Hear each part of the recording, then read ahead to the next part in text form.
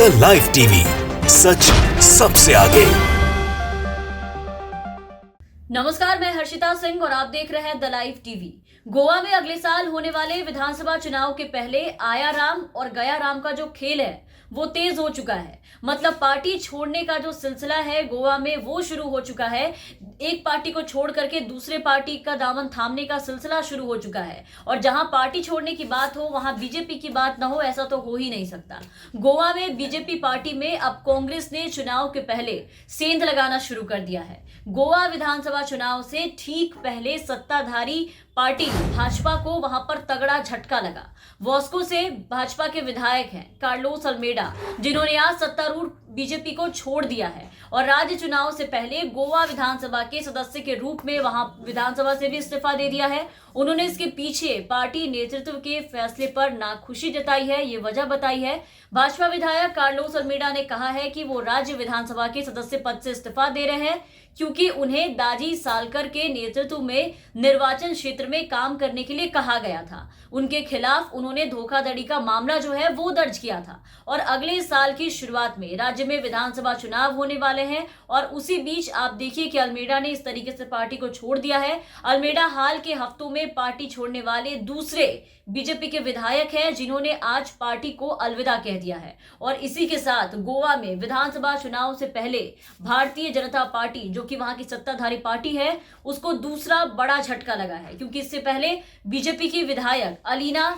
सदाना ने पार्टी को छोड़ दिया था और राज्यसभा विधानसभा से इस्तीफा दे दिया था, जो कि बीजेपी के लिए एक बड़े झटके से कम नहीं था। और ये दावा किया था कि भारतीय जनता पार्टी अब वैसा संगठन नहीं रहा जो 2012 में उनके शामिल होने के दौरान हुआ करता था। और इसी के साथ इतना कहते हुए उन्होंने बीजेपी पार्टी को सीधा अलविदा कह दिया, इस्तीफा दे दिया था और बाद में आपका दामन थाम लिया था।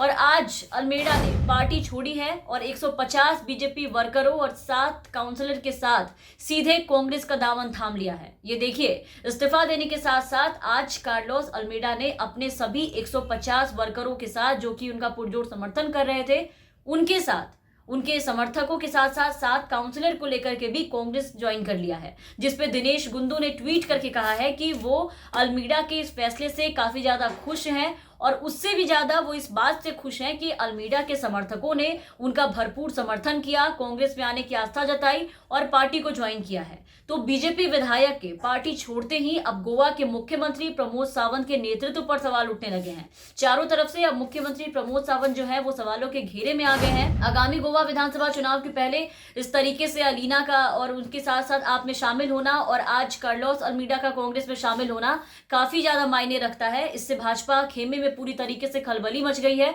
अब मुख्यमंत्री प्रमोद सावंत के नेतृत्व पर भी सवाल उठने लगे हैं कि वो अपने विधायकों को एकजुट करने में, उनको संतुष्ट करने में कामयाब नहीं हो पा रहे हैं, एकजुट करके नहीं रख पा रहे हैं। तभी ये दशा आज पार्टी की गोवा में हो रही है। बार बार पार्टी नेतृत्व और अपने ही सरकार पर बीजेपी के जो लोग हैं वो सवाल उठा रहे हैं, उन पर आरोप लगा रहे हैं और पार्टी को छोड़ते जा रहे हैं। ऐसे ही आज मध्य प्रदेश बीजेपी के कैबिनेट मंत्री हैं जिन्होंने जयपुर में जाकर के प्राइवेटाइजेशन यानी कि निजीकरण को लेकर के सरकार के खिलाफ मोर्चा खोल दिया और ये कह दिया कि ये सरकार यानी कि बीजेपी सरकार ऐसे नहीं सुनेगी। ये तब तक नहीं सुनेगी जब तक लोग इनके फैसले के खिलाफ सड़कों पर ना आ जाए, आंदोलन पर ना उतर जाए। केंद्रीय ग्रामीण विकास मंत्री, राज्य मंत्री हैं फग्गन सिंह कुलस्ते ने जयपुर में अपनी ही सरकार को मुश्किलों में डालने वाला बयान दे दिया है। उन्होंने प्राइवेट सेक्टर में आरक्षण देने की वकालत की सभी के सामने आदिवासियों को लेकर के और आरक्षण की वकालत करते हुए कहा कि केंद्र सरकार के खिलाफ बड़ा आंदोलन किया जाना चाहिए।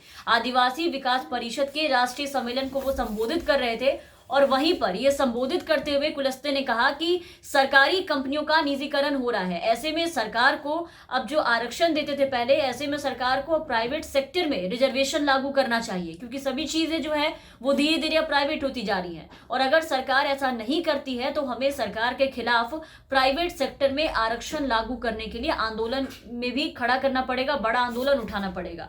कुलस्ते ने कहा कि हमें आक्रामक रुख अपनाते हुए अपने नेताओं और राजनीतिक पार्टियों के खिलाफ आंदोलन करना चाहिए, तभी ये सुनेंगे, तभी राजनीतिक पार्टियों के नेताओं के कान खुलेंगे और आरक्षण खत्म हो गया तो हमारे लोगों को कोई लाभ नहीं मिलेगा।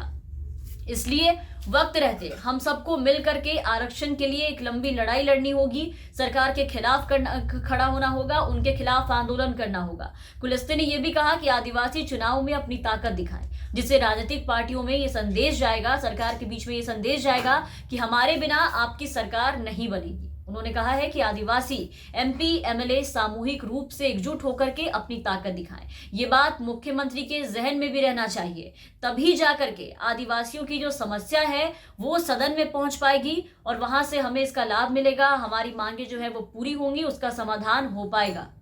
ये बातें बीजेपी के ही मंत्री, कैबिनेट मंत्री हैं, राज्य मंत्री, वो कर रहे हैं। अपनी ही सरकार की जो मुश्किलें हैं वो बढ़ाने का काम कर रहे हैं, उन्हें मुश्किलों में डालने का काम कर रहे हैं। वो भी ऐसे वक्त में जब केंद्र सरकार पूरे देश में आदिवासी वर्ग को लुभाने के लिए तरह तरह की चीजें कर रही है, कई प्रयास कर रही है। पिछले महीने ही आपने देखा था कि प्रधानमंत्री नरेंद्र मोदी ने बिरसा मुंडा की जयंती को आदिवासी गौरव दिवस के रूप में मनाया था। इसे आदिवासी वर्ग में पैठ बनाने की कोशिश के रूप में देखा गया था कि सरकार जो है वो आदिवासियों को साधने में लगी है। तब देखिए कि उनके ही केंद्रीय मंत्री मोदी जी के इन तमाम कोशिशों से, कामों से पूरे तरीके से असंतुष्ट नजर आ रहे हैं।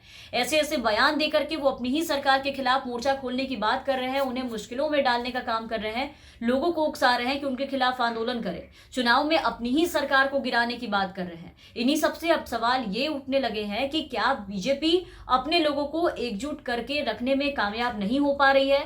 क्या बीजेपी ढंग से काम नहीं कर रही, तभी इस तरह की असंतुष्टि जो है उनके नेताओं में देखने को मिल रही है। द लाइव टीवी, सच सबसे आगे।